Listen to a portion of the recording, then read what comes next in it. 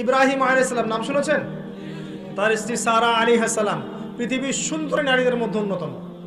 দুজন সুন্দরী নারীর কথা এসেছে, একজন হাওয়া আলাইহিস সালাম, একজন সারাহ আলাইহিস সালাম।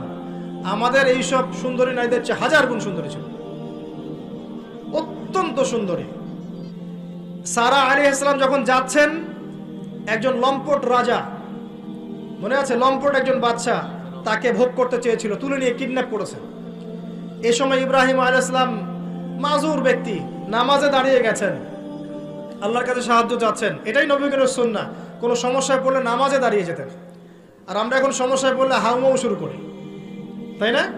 আর এদিকে সারা আলাইহিস সালাম আল্লাহর কাছে দোয়া করছেন, আল্লাহ তুমি যদি জেনে থাকো আমি আমার সতীত্ব আমার স্বামী ছাড়া অন্য কাউকে দেই নাই, তাহলে আজকে এই জালেমের হাত থেকে আমাকে রক্ষা করো। হাত বাড়াতে না বাড়াতেই তার হাত অবশ্যই পড়ে গেছে। সুবহানাল্লাহ। তিনবার চেষ্টা করেছে, তিনবার বেহুশ হয়ে পড়ে গেছে। এই সারা আলাইহিস সালামের মতো সতীত্ব রক্ষাকারী জেনারেশন কি এখন আছে? এখন তো নিজে নিজের সতীত্ব বিলিয়ে দিতে পারলে বাঁচে। এমনকি কেউ যদি নাও নেয় সতীত্ব, দেখা যায় যে নগ্ন ছবি তুলে ইমো, ফেসবুক, হোয়াটসঅ্যাপে আপলোড দিয়ে শেষ করে ফেলছে, তাই করছে না? ভিডিও কলে প্রেম হচ্ছে, আপনার এই যে গার্লফ্রেন্ড বয়ফ্রেন্ডের সাথে কফি খাচ্ছে, বিছানায় যাচ্ছে, ডেটিং করছে। বিয়ের আগে সব শেষ, বিয়ের পরে যখন এরা কোনো ঘরে যাবে, ওই ঘরে কি সুখ আসবে, শান্তি আসবে?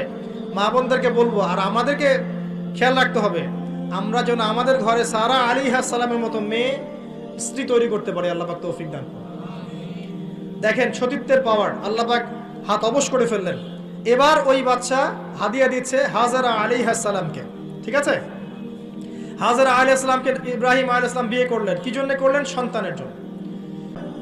তার মনে চরিত্র সমস্যা আছে, কিন্তু বিয়ে না করে বিয়ের আগে 10টা প্রেম করলে কোনো সমস্যা নাই, বিয়ের আগে 1000টা জেনা করলে কোনো সমস্যা নাই, পতিতালয় গেলে সমস্যা নাই, ফ্রি মিক্সিং গেলে সমস্যা নাই, গার্লফ্রেন্ডকে নিয়ে ঘুরতে গেলে ডেটিং করলে কোনো সমস্যা নাই। আবার বিয়ে করে ঘরে স্ত্রী থাকতেও বাইরে পরকীয়া করলে কোনো সমস্যা নাই।